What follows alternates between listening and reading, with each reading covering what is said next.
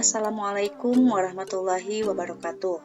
Kami dari kelompok 3 izin memperkenalkan, nama saya Nisa Khalifah dan kedua rekan saya, Umniatul Azizah dan Widya Nurrohmah.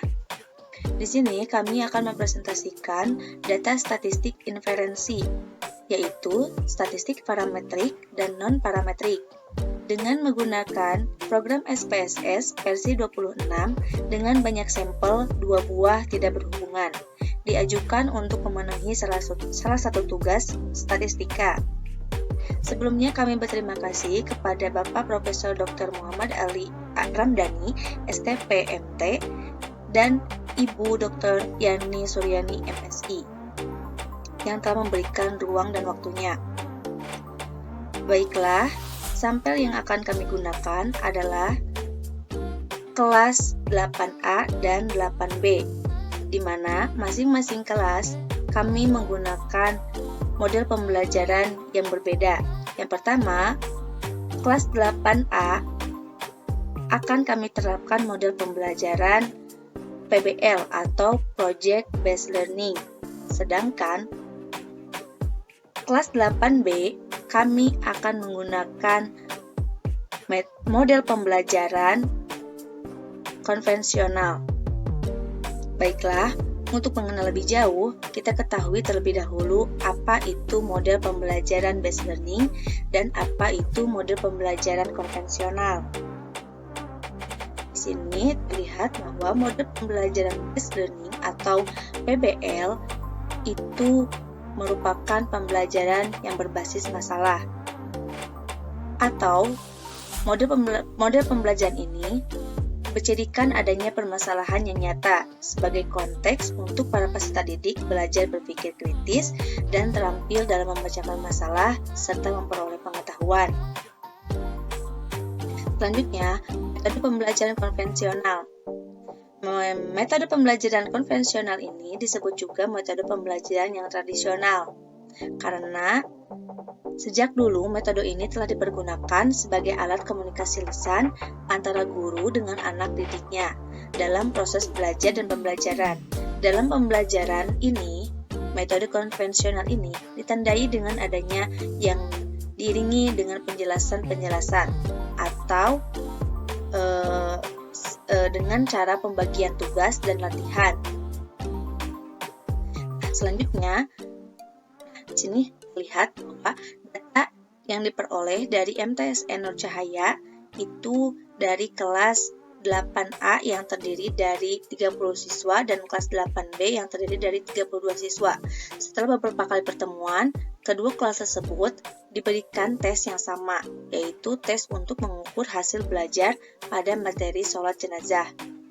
Adapun hasilnya terlihat pada tabel berikut.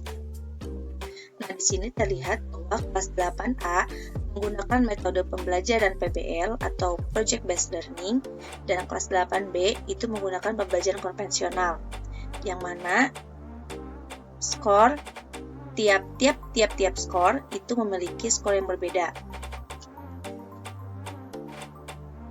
Nah, sebelum melangkah lebih jauh, kita uji hipotesis terlebih dahulu.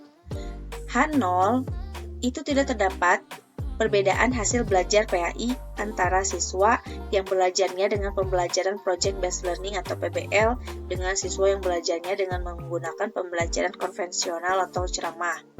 Sedangkan H1 itu terdapat perbedaan hasil belajar PAI antara siswa yang belajarnya dengan pembelajaran Project Based Learning atau PBL dengan siswa yang belajarnya dengan menggunakan model pembelajaran konvensional atau ceramah. Nah, untuk lebih jauh, saya serahkan kepada Widya Nurrohmah. Kepada beliau saya persilahkan. Baik, terima kasih Saudari Nisa Khalifah. Bismillahirrahmanirrahim. Perkenalkan, nama saya Widya Nurrohmah. Di sini saya akan menjelaskan tentang tes normalitas data. Jadi setelah kita menentukan hipotesis, lalu selanjutnya kita mengetes normalitas dari data tersebut, yang mana penoban pengambilan keputusannya adalah jika nilai signifikansi atau nilai probabilitas kurang dari 0,05, maka distribusi tidak normal. Jika nilai signifikansi atau nilai probabilitas lebih dari 0,05, maka distribusi normal. Dengan demikian, PBL berdistribusi normal karena lebih dari 0,05. Bisa dilihat dalam tabel yaitu 0,121, dan konvensional tidak normal karena kurang dari 0,05 yaitu 0,039. Itu artinya kita menggunakan statistik non-parametrik uji Mann-Whitney U-test karena normalitas salah satu data tidak terpenuhi. Lalu selanjutnya yaitu uji rank.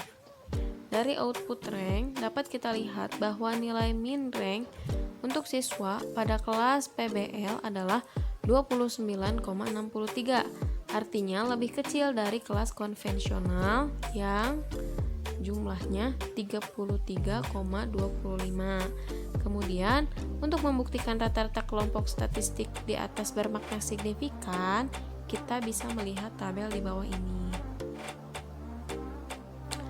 Berdasarkan tampilan output tes statistik, SIG2 adalah 0,424. Nilai ini lebih besar dari 0,05, maka H0 diterima dan H1 ditolak, sehingga dapat disimpulkan bahwa tidak terdapat perbedaan hasil belajar PAI antara PAI yang belajar dengan PBL dan siswa yang belajar konvensional.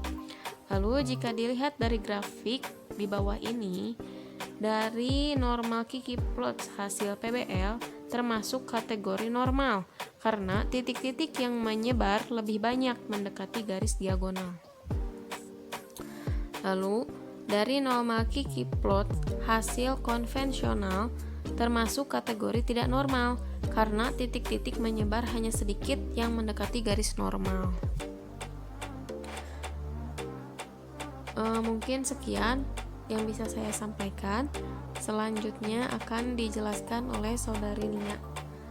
Kepada Nia saya persilakan. Nama saya Umnitul Azizah. Di sini saya akan menjelaskan mengenai test of homogeneity of variance.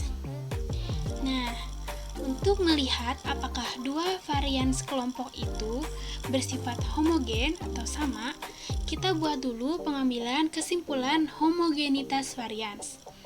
Sama ya, seperti yang sebelumnya, jika sig based on mean lebih dari 0,05, maka variansi data itu bersifat homogen.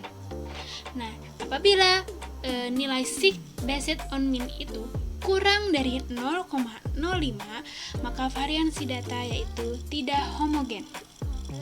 Nah, di sini kita akan menampilkan test of homogeneity of variance dari SPSS 26, skor belajar hasil PAI. Di sini kita bisa lihat based on mean-nya, yaitu sig-nya 0,27. Nah, pada tampilan test of homogeneity of variance, ada satu alat uji yang digunakan yaitu tes Levene. Pada output ini terlihat nilai based on mean, jadi kita fokusnya ke based on mean aja ya, karena di hasil SPSS 26 ini terdapat based on mean, based on median and with adjust DF, dan based on trimmed mean. Nah, kita fokusnya ke based on mean, yaitu nilai sig-nya adalah 0,27. Nah, nilai tersebut sudah dapat dipastikan lebih besar dari 0,05. Nah, hal ini berarti bahwa kelompok kedua data itu memiliki varians yang sama atau bersifat homogen. Selanjutnya, di sini ada grup statistik perhitungan dari SPSS 26 melalui skor hasil belajar PAI melalui pembelajaran PBL dan konvensional. Nah, berdasarkan tabel output grup statistik di atas dapat diketahui bahwa jumlah data hasil belajar PAI di kelas PBL adalah, kita bisa lihat di situ N-nya atau jumlahnya adalah 30 orang dan konvensional adalah 32 orang. Selanjutnya, rata-rata atau mean skor hasil belajar PAI siswa di kelas PBL adalah 78,1 dan rata-rata skor hasil belajar di kelas konvensional adalah 80,3. Nah, secara deskriptif terlihat ada perbedaan rata-rata.